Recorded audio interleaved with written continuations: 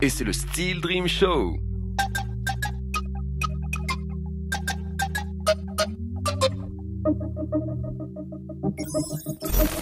Et c'est le Steel Dream Show aujourd'hui avec Miss Volk qu'on accueille ici dans nos studios. Bonjour Miss Volk, ça va? Salut Chavi, ça va et toi? Alors d'où te vient ce petit nom Miss Volk? Miss Volk. Volk, c'est mon nom de famille, une partie de mon nom de famille, on va dire. Tout simplement. Tout simplement. Ok, que tu as utilisé en tant que chanteuse donc. C'est ça. Tu donnes des cours de chant aussi? Je donne des cours de chant dans une école de musique privée ici, ouais. Et toi, par quoi tu as commencé les cours de chant ou par chanter? Chanter. Chanter dans le groupe de mon père quand j'avais 15-16 ans, dans un groupe de rock, blues. Comment il s'appelait ce groupe? Oh, les Torpedos à l'époque, sur Nouméa, dans les années 90. Ah, mais il y a une émission de radio qui est sortie derrière ça, qui s'appelle Oui, Torpedo. C'est un lien ou pas? C'est Laurent Navarro qui a piqué ça après. D'accord, ok. Aucun lien, il n'était pas dans l'équipe ou il n'y avait pas de... Non, mais il connaissait mon père, en effet. D'accord, on salue Laurent qui lui a fait un recueil justement du rock calédonien, voilà, qui s'intéresse beaucoup à cette discipline. Et justement, est-ce que toi tu œuvres dans le rock ou est-ce que tu touches à d'autres choses? Je le faisais énormément à l'époque, jusqu'aux années, on va dire, jusqu'en 2016. Ouais. Jusqu'en 2016, j'étais à fond pop rock et j'ai enregistré pas mal de compos d'ailleurs dans ce style-là. En fait, je me suis vraiment mise à fond dedans quand je suis partie à Los Angeles.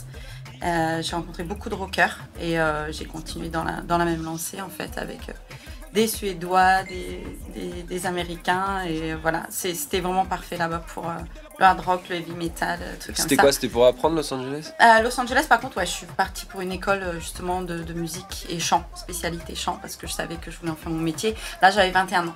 Alors, on sort avec quoi de ces écoles-là? Un petit diplôme. Après, tu as différents niveaux. Hein. Moi, j'ai le premier degré, on va dire. J'ai fait 2 ans là-bas. Et puis surtout, tu sors avec l'expérience.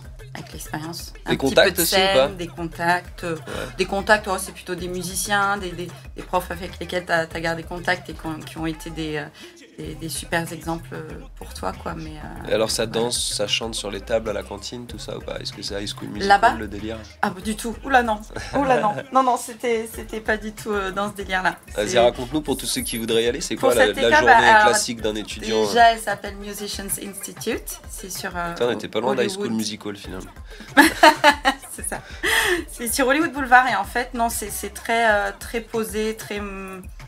t'as blues, rock, salsa, jazz, t'as les programmes de recording, guitare, basse, batterie, management, t'as un petit peu de tout.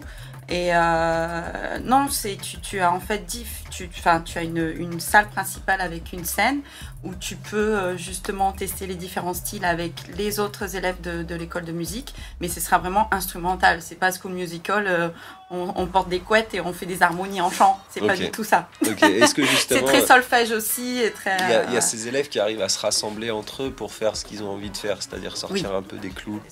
Ouais, grave. C'est comme ça que j'avais trouvé mes musicos à l'époque, en fait. Est-ce que tu étais la seule Frenchie là-bas? Du tout, mais on était très peu. Oui, en tant que nana, ouais, grave. Je crois qu'il y avait peut-être 2-3 Suisses comme ça qui parlaient un peu français, mais c'est vrai que j'ai pratiquement pas parlé français là-bas. Ensuite, retour en Nouvelle-Calédonie direct? Non, Suède, 12 ans. Pour faire quoi? Parce qu'en fait, j'avais rencontré un Suédois. Ah, Chris Prols. Ah là, un Suédois. Ouais, un Chris Prols, voilà, c'est ça. Et du coup, j'ai passé 12 ans là-bas. C'était aussi, lui, il était chanteur de heavy metal.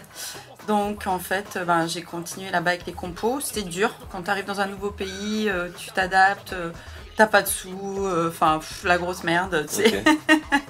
Et puis après il y a eu plein d'épisodes, mais ouais, j'ai sorti 2-3 compos, on va dire. J'ai jamais réussi à sortir l'album.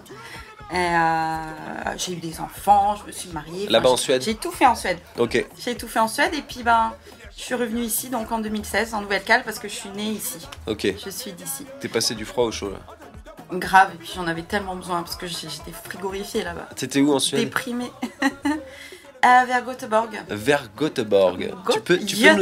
Tu peux nous dire le nom de ton bled, s'il te plaît, c'est tellement drôle. Jag bodde i Vårgårda. Ok, voilà. Je peux parler c'est magnifique. Ok. Et alors, est-ce que t'avais les fameuses nuits plus longues, les fameuses... Grave. Ouais. Punaise, c'était terrible. En fait, oui, on va dire que 3/4 de l'année déjà, il pleut et il y a beaucoup de vent. Non, mais je vais vous faire une pub de malade pour la Suède. Non, c'est un très très très beau pays. Par contre, le climat, ouais, c'est rude. Les hivers, on va dire, durent à peu près 8 mois de l'année. Ouais. À savoir que j'étais dans le sud, j'étais pas dans le nord. Le nord... c'est pire. C'est pire. Il n'y a pas d'été du tout dans le nord. Dans le sud, on avait un été, on va dire, il faisait 15 la nuit et 25 au grand max la journée. Et l'hiver, en fait, tu as un lever de soleil léger. Tu as de la chance si tu voles, voilà, qui se recouche. Énorme. Genre quelques heures plus tard. Donc en fait, il se lève vers 10h du mat et à 15h, il fait nuit noire à nouveau. Ça explique un peu le succès du heavy metal aussi. Exactement. Parce qu'on parle de gens un peu qui ont besoin de côté sombre un peu dans mais c'est carrément ça, le côté dark, ouais. Mais ils l'ont, mais total. Okay. Et c'est pour ça que j'ai fait ma culture là-bas à ce niveau-là, c'est sûr. Alors heavy metal, ça va aussi avec habillé en noir. Voilà, ça va aussi avec le style. Habillé en noir, les tatouages de tête de mort. Ouais. C'est pas les tatouages polynésiens. C'est pas gothique, mais presque. Ben oui, voilà, il y a ce côté gothique grave parce qu'il y a aussi pas mal de nanas et de mecs d'ailleurs. Alors, 90% sont blonds aux yeux bleus. Oui, comme toi. Ouais, ça va, tu passais pas trop pour une Française. Voilà, j'ai du sang russe, c'est pour ça. Ok. D'où le nom Volk aussi, qui veut dire loup en russe. Allez, hop, le petit truc. Tu me demandais tout à l'heure. Et en fait, il y en a pas mal qui se tiennent les cheveux en noir corbeau, quoi. Ouais. Avec le maquillage noir et tout. Ok, mais avec la peau bien blanche quand même. Avec la peau super blanchie. Ok, est-ce que tu as quelques références de heavy metal, toi, en tant que dans les artistes connus? Qu'est-ce que tu écoutes? Là, tu me poses des questions là d'un seul coup.